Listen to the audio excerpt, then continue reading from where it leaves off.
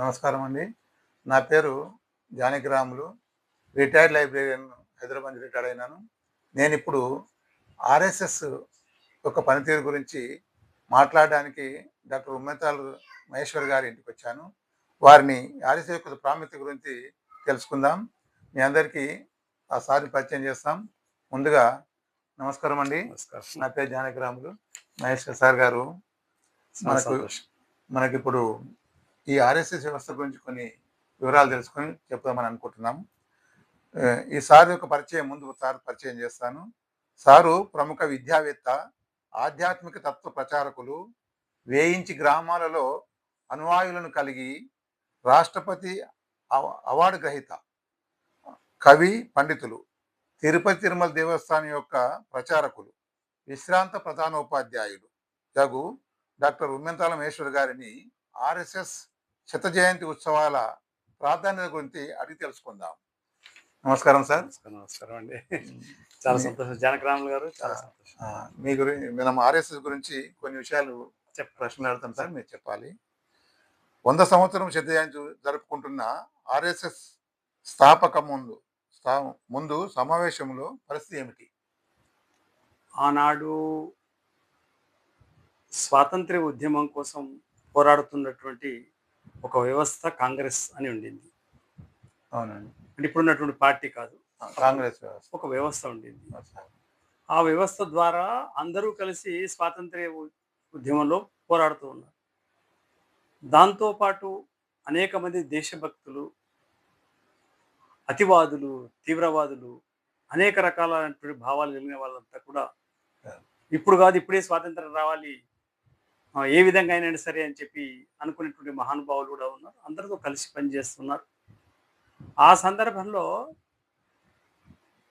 Doctor G అంటే కేశవరావు బలరాం పంత్ హెడ్గేవార్ ఆయన పేరు. ఆయన ఒక ఎంబీబీఎస్ డాక్టర్, వ్యవస్థాపకుడు, ఎంబీబీఎస్ డాక్టర్. ఆయన నాగపూర్. ఆయన ఒక చురుకైనటువంటి వ్యక్తి. చిన్నప్పటి నుంచి ఆయనకు దేశభక్తి మేడు. ఒకప్పుడు స్కూల్లో ఇంగ్లీష్ వారిని ప్రోత్సహించేటట్టుగా ఉండేటువంటి గీతాన్ని ఆయన వ్యతిరేకించాడు. అప్పటికి స్వాతంత్రం రాలేదు. మన గీతాన్ని మనం తయారు చేసుకోలేదు, వాళ్ళ గీతాన్ని పడవలసిన సందర్భం ఉంది. ఇంగ్లీష్ గీతమే అప్పుడే ఆయన వ్యతిరేకించి ఇది పద్ధతి కాదని వ్యతిరేకించాడు. అప్పటికే అందరి దృష్టిలో పడిపోయాడు. అపారమైన దేశభక్తుని పరునిగా ఇక మొక్క స్థాయిలోనే అతను ఉన్నతమైన స్థాయిలో ఎదగడం స్టార్ట్ అయింది. అతడు ఈ స్వాతంత్ర ఉద్యమం జరిగేటువంటి ఆ కాంగ్రెస్ కార్యకర్తలతో పాటు కలిసి పనిచేస్తూ జైలు కూడా వెళ్ళాడు. వెళ్ళి కొన్నాళ్ళు ఉన్నారు, వచ్చారు.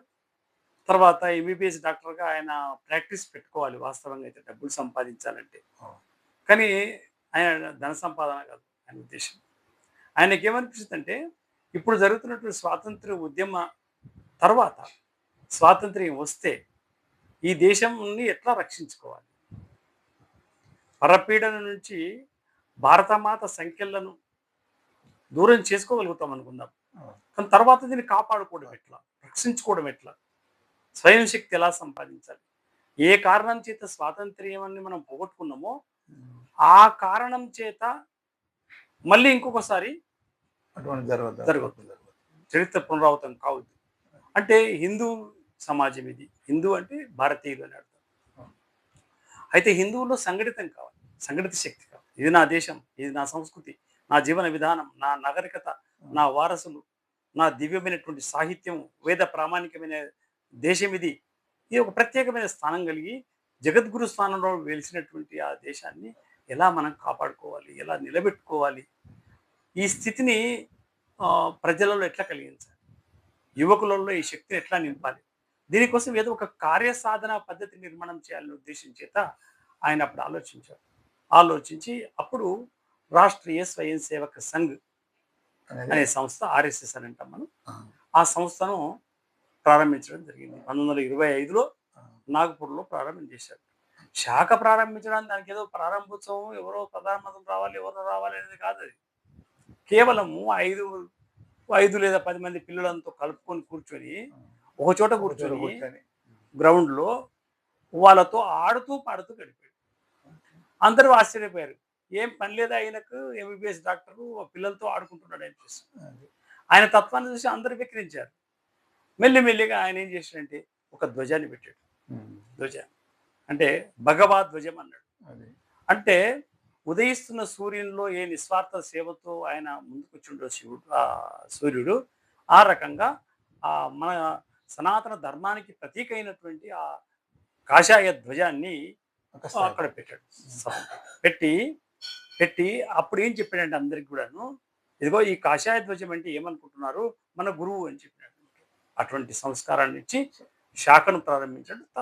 క్రమంగా క్రమంగా ఆటలు పాటలు భౌతిక విషయాలు శారీరక విషయాలు నైతిక విషయాలు దేశ వైభవాన్ని గురించి చెప్తూ అట్లా స్థాపన చేశాడు.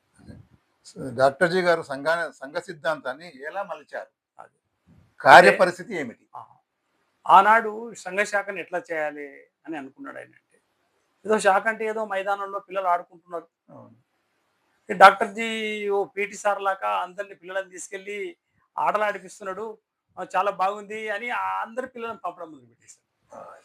ముందు ఆటపాటలతో స్టార్ట్ చేసి ఆటపాటలతో అందరూ అన్నారు, ఏమయ్యా డాక్టర్ సాబ్ మీరు మంచిగా ఆడిస్తున్నారు, మీరు పిల్లలను మంచి సంస్కారాలు నేర్పిస్తున్నారు, మా పిల్లలు నమస్కారం చెప్తున్నారు, ఇంటికి వచ్చిన తర్వాత తల్లిదండ్రులకు పాద నమస్కారం చేస్తున్నారు, భారత మాతకు జై అంటున్నారు, ఇదేమిటి ఇంత మార్పు వచ్చింది సమాజం లోపల, ఈ వ్యక్తుల్లో మార్పు వస్తుంది, మా పిల్లలను కూడా మీరు తీసుకెళ్ళండి అని చెప్పేటువంటి పరిస్థితి వచ్చేసింది. క్రమంగా సంఖ్య ఎక్కువైతుంది. ఆ కార్యక్రమ శోధన జరుగుతుంది. శారీరక కార్యక్రమాలు బౌద్ధిక కార్యక్రమాలు ఇవన్నీ జరుగుతున్నాయి. పెద్దలు కాస్త షాక్కు రావడం, వాళ్ళు కూడా దీంట్లో 4 మాటలు చెప్పగలగటం, ఇట్లా విస్తృతం అవుతుంది. అయ్యేసరికి ఇంకో శాఖ ఇంకొక కార్యకర్తలు స్ఫూర్తి పొంది ఇంకో చోట స్టార్ట్ చేశారు. ఇలా ప్రారంభం చేస్తూ చేస్తూ వచ్చినప్పుడు ఎవరైతే తన దగ్గర శాఖ చేస్తూ శాఖలో ఉంటూ పెద్దగా అయ్యారో విద్యావంతులు అయ్యారో వాళ్ళంతా కూడా క్రమంగా దేశం అంతా వ్యాప్తించారు. పోయేటప్పుడు ఏమి లేదు, చేతిలో డబ్బులు లేవు పరిస్థితి, రైలు ఎక్కాలే పోవాలి. పోయిన తర్వాత అక్కడ ఉండేటువంటి వ్యక్తులతో అనుబంధం పెంచుకోవాలి, ఏ దేవాలయాల్లో పండుకోవాలి, ఒక పూట తిన్నట్లు ఒక పూట తిన్నట్లుగా పస్తులుండి కూడా ఆ రకంగా ఏమీ తెలియనటువంటి వ్యతిరేక సిద్ధాంతం కలిగినటువంటి వ్యక్తులతో కూడా కలిసి తిరుగుతూ అక్కడ శాఖను వాళ్ళు ప్రారంభం చేశారు. డాక్టర్ జీ ఏదైతే పద్ధతినో ఆ శాఖను ప్రారంభం చేశారు, చేసి అట్లా విస్తృతం చేసినారు.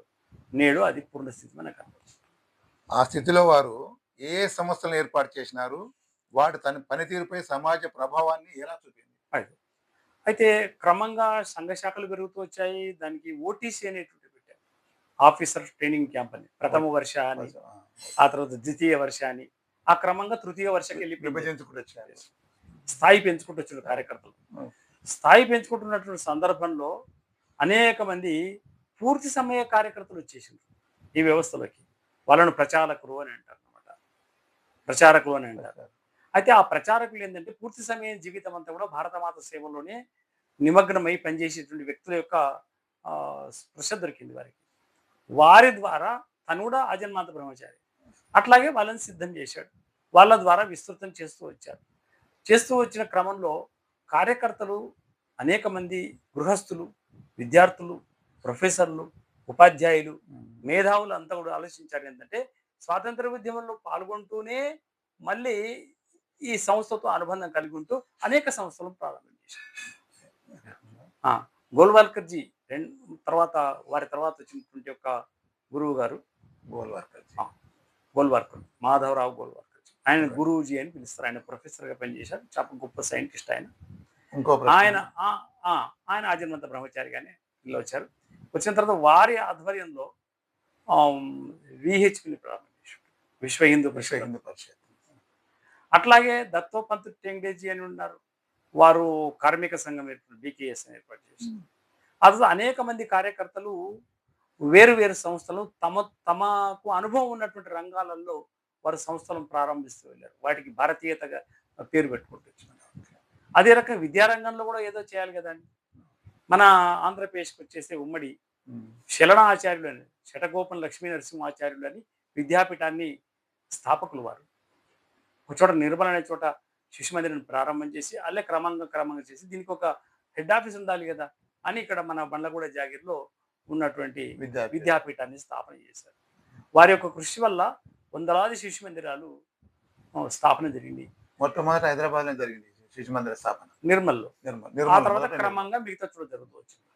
అయిన తర్వాత అనేక మంది ఆచార్యులు పనిచేయడానికి ముందుకొచ్చినారు. తక్కువ వేతనంతో కూడా సమాజ బంధువులందరూ కూడా ఆ యొక్క కమిటీలలో చేరి పేరెంట్స్ కమిటీగా ఏర్పడి, అభివృద్ధి కమిటీగా ఏర్పడి భవనాలు కట్టడం జరిగింది అనేక చోట్ల. ఆ రకంగా శిక్షణ ప్రతి సంవత్సరం టీచర్లకి ఆచార్యులు అంటారు వాళ్ళని. శిక్షణలు ఇచ్చుకోవచ్చు. ఈ రకంగా విద్యా వ్యాప్తి జరుగుతూ వచ్చేసింది. ఆ తర్వాత ఏబీవీపీ అని ఒకటి వచ్చేసింది. అఖిల భారతీయ విద్యార్థి పరిషత్. సంఘశాఖకు వచ్చినటువంటి విద్యార్థులు మా పాఠశాలల్లో లేదా మా యూనివర్సిటీలలో, కళాశాలలలో ఈ వ్యవస్థ ఉండాలి అని చెప్పి వారంతా సంఘటితం కోసం అని చెప్పి ఏకంశీలత కలిగినటువంటి వ్యక్తుల యొక్క నిర్మాణం కోసం అని చెప్పేసి ఆ రకంగా ఏబీవీపీని ప్రారంభం చేయడం జరిగింది. ఆ తర్వాత కిసాన్ రంగంలో కూడా ఏదన్నా ఒక మార్పు ఉండాలి కదా. వ్యవసాయ రంగం. ఆ. కిసాన్ అంటే వ్యవసాయ రంగం. అని కేవలము హక్కుల కోసమే పోరాటం కాకుండా సమాజం యొక్క బాధ్యతలు మా పైన ఏముంది, అన్నదాతగా నేను ఏం చేయాల్సిన అవసరం ఉంది అనేటువంటి క్రమంలో వాళ్ళలో దేశభక్తి నింపేటువంటి ప్రయత్నం జరిగింది. అప్పుడు బీకేఎస్ అనేటువంటి ఒక సంస్థను ప్రారంభం చేశాం. ఇట్లా లెక్కలేని సంస్థలు, ఎన్ని సంస్థలు ఉన్నాయో తెలియనటువంటి పరిస్థితి. ఒక కార్యకర్త అనుకుంటే ఒక సంస్థ ప్రారంభం చేస్తాడు. జాతీయ సాహిత్య పరిషత్ అని. అంతకుముందు ఏదో కొంతమంది చేతుల్లో ఉన్నటువంటి సాహిత్యము, సంగీతము ఇవన్నీ కూడా క్రమంగా దేశభక్తి కలిగినటువంటి, సాహిత్య అభిమానం కలిగినటువంటి వ్యక్తులతో నిర్మాణమైనటువంటి సంస్థలు అనేక వచ్చాయి. జాతీయ సాహిత్య పరిషత్. ఇట్లా నేను కొన్ని మచ్చుకు చెప్పాను. ఇట్లాంటి సంస్థలు ఎన్నో ఏర్పడ్డాయి. ఆ సంస్థల యొక్క ప్రభావం సమాజం పైన మనకు స్పష్టంగా కనపడుతుంది. అట్లా సార్ ఇంకోటి, నేటి రాజకీయ స్థిరపైన ప్రభావానికి ఆర్ఎస్ఎస్ పాత్ర ఏమిటి? ఇప్పుడు అన్ని రంగాల్లో వికాసం జరగాలని కార్యకర్తలు ఎలా అయితే పనిచేశారో, ఆనాడు శ్యామ్ ప్రసాద్ ముఖర్జీ, ఆ తర్వాత వాజ్పేయి గారు, అటల్ బిహారీ వాజ్పేయి గారు, వారు అనుకునే ఆ ప్రాంత సమయంలో జనసంఘ్ అనేటువంటి ఒక సంస్థను ప్రారంభించారు. ఆనాడు సంఘం అనుకుంది, రాజకీయ క్షేత్రంలోకి మనం వెళ్ళాలా, అవసరం ఉందా లేదా, మనది ఒక సాంస్కృతిక చింతన కలిగినటువంటి దేశం కదా, హిందూ సంఘటన కార్యం కదా, ఇదేమన్నా ఇబ్బంది కలుగుతుందేమో అనుకున్నారు. కానీ చట్టాలు హిందూ సమాజానికి వ్యతిరేకంగా ఉన్నటువంటి సందర్భాలు అన్నాడు. దాన్ని మలుచుకోవాలంటే అధికారం కూడా అవసరమే. ప్రజల యొక్క అభిమానం అట్లా ఉంది. దాని దృష్టి ఉంచుకొని మనం కూడా ఒక రాజకీయ సంస్థను ప్రారంభించాలని చెప్పి జనసంఘం ప్రారంభించాం. ఆ తర్వాత జనతా గవర్నమెంట్ కాలంలో అది జనతాలో కలిసి పనిచేసింది. ఎల్కే అద్వానీ వాళ్ళందరూ కూడా. అయిన తర్వాత కొన్నాళ్ళ తర్వాత భారతీయ జనతా పార్టీ అప్పుడు 1978లో ఎమర్జెన్సీ తర్వాత ప్రారంభం చేసినారు. వాజ్పేయి గారి ఆధ్వర్యంలో అద్వానీ గారు వారు ప్రముఖమైన వ్యక్తులుగా చేశారు. ఈ రకంగా అదే క్రమంలో శిక్షణ పొందినటువంటి ఆర్ఎస్ఎస్ కార్యకర్త మన మోడీజీ, ప్రధానమంత్రి గారు. చాలా మంది ఉన్నారు.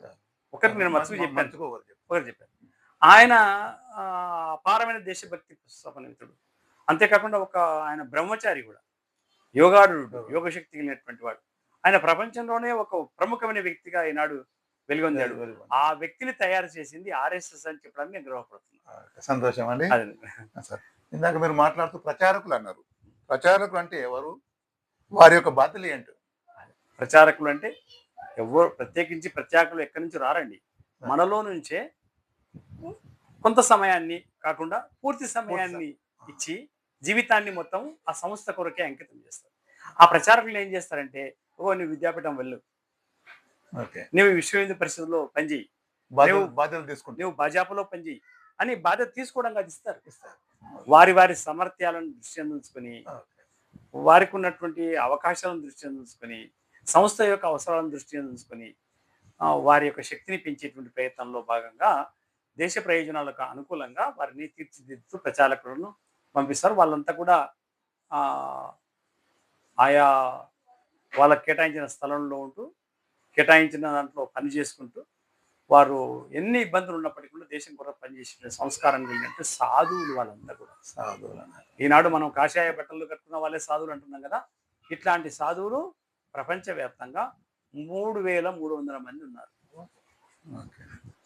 ఇప్పుడు శత జయంతి జరుపుకుంటున్నాం కదా. సమర్థవంతంగా నిర్వహిస్తున్న శత జయంతి హిందూ సమ్మేళనాల ప్రాధాన్యత ఎలా పెరుగుతున్నది? సంఘం కూడా ఆలోచించింది. కేవలము సంఘ శాఖలు పెట్టడం, కార్యకర్తలకు శిక్షణ పెట్టడం, ఇలా చేస్తూ ఉంటే సమాజంలో నుంచి వచ్చిన వ్యక్తులకే మనం శిక్షణ ఇస్తున్నాం. కానీ సామాన్య జనం దగ్గరికి ఎట్లా వెళ్ళాలి? రాజకీయ నాయకులు ఇది మా సంస్థ అని ఎట్లా అనుకోవాలి? నా దేశం అని ఎట్లా అనుకోవాలి? సాధు సత్పురుషులు మేమంతా వేరే అనేటువంటి భావనతో ఎవరంతటా వాళ్ళు కుంపటి పెట్టుకొని బ్రతుకుతున్నారు కదా. మేమే గొప్పని ఓ మధ్యన శైవ వైష్ణవ ఇటువంటి భేదాల మధ్యన గొడవలు పడుతున్నారు కదా. దీనికి అంతటికి కారణం ఏమిటి అంటే హిందూ సంఘటన కావాలి. హిందూ సంఘటన ఎలా కావాలి అంటే ఒక హిందూ మహాసమ్మేళనాన్ని నిర్వహిస్తే దాంట్లో ఒక సాధువు ఉండాలి, ఆర్ఎస్ఎస్ సిద్ధాంతకర్త ఉండాలి, ఒక మహిళ కూడా జ్ఞానం కలిగినటువంటి ఒక మహిళ కూడా దాంట్లో ఉండాలి. వాళ్ళ యొక్క మార్గదర్శకత్వంలో హిందూ మహాసమ్మేళనాలు సామాన్య వ్యక్తి యొక్క హృదయాన్ని కూడా చూరగొనేటట్లుగా వారందరూ ఈ కార్యక్రమంలో పాల్గొని ఆ సందేశాన్ని విని ఆ సంఘటిత శక్తిని చూసి వాళ్ళలో ఒక అద్భుతమైనటువంటి హిందుత్వ భావన జాగృతం అవుతుందని ప్రయత్నం చేస్తున్నారు. చాలా చిన్న చిన్న గ్రామాలలో జరుగుతుంది, పట్టణాల్లో జరుగుతున్నాయి, నగరాల్లో జరుగుతున్నాయి, అనేక బస్తీల్లో కూడా నిర్వహించడం జరుగుతుంది. దీనివలన సమాజంలో ఒక సంఘటిత శక్తి నిర్మాణం అవుతుంది. నేను ఒక్కరిని అనుకున్నాను, నేను ఒక్కరిని గాను, నాకు ఒక సమూహం ఉంది, నాకు ఒక చరిత్ర ఉంది అని స్వాభిమానాన్ని ప్రకటించుకునేటువంటి గొప్ప స్థితి ఈ హిందూ మహాసమ్మేళనం వల్ల జరుగుతుంది. డాక్టర్ గారు, చివరిగా ఒక ప్రశ్న. హిందూ సంఘటన కార్యం మరింత వృద్ధి చెందాలంటే హిందువుల పాత్ర ఏమిటి? అదే హిందువుతో మొట్టమొదట తను నేను ఎవరిని అని ప్రశ్నించుకోవాలి. కోహం, నేను ఎవరిని అంటే నేను హిందువుని. అయితే నాలో ఉన్నటువంటి సమస్త జీవుల్లో ఉండేటువంటి ఆత్మతత్వం ఒకటే కదా అని గుర్తించగలగాలి. దాన్ని సమత్వ భావన అంటారు. సమత్వ భావన కావాలి. ఆ తర్వాత మనకున్నటువంటి సంపదలను కానీ, ఐశ్వర్యాన్ని కానీ, మన యొక్క జ్ఞానాన్ని కానీ లోకానికి పంచి ఇచ్చేటట్టుగా, అందరికి ప్రసాదం రూపంలో అందించేటట్టుగా ఒక పవిత్రమైన భావం ఉన్నప్పుడు సమయం ఇవ్వడం, ధనం ఇవ్వడం, శరీరం ఇవ్వడం, ఈ రకంగా తను మన ధనపూర్వకమైన సమర్పణ చేయగలిగేటువంటి స్థితి ఇతని లోపల సంస్కారం నిర్మాణం అయితే దాని అంతటదే హిందూ సంఘటన జరుగుతుంది. అంతేకాకుండా ఏవైతే హిందూ సంఘటనకు నష్టం కలిగించేటువంటి అంశాలు సమాజంలో ఉన్నాయో, మత మార్పిడులు కావచ్చు, లేకుంటే దౌర్జన్యాలు కావచ్చు, లవ్ జిహాద్ కావచ్చు, ఇట్లాంటివి ఏవైతున్నాయో వాటినన్ని ఆటంకాలను తొలగించుకోవడానికి చైతన్యవంతంగా పనిచేయడం, పక్కవారిని చైతన్యపరచడం, హిందూ సంఘటన కోసం ప్రయత్నం చేయడం, మన ఆటంకాలను తొలగించుకోవడానికి మనమే స్వయం స్వీకృతమున్న సుగం కారయేతని మన సంఘ ప్రార్థనలో చెప్పినట్టుగా అది కంటకీ కారణ మార్గం కావచ్చు, అయినప్పటికీ కూడా దీన్ని నేను ప్రేమతో స్వీకరిస్తున్నా అని భారతమాతకు జయగానం కలిగేటువంటి వ్యక్తుల యొక్క పరంపరను జాగృతం చేయవలసి ఉంది.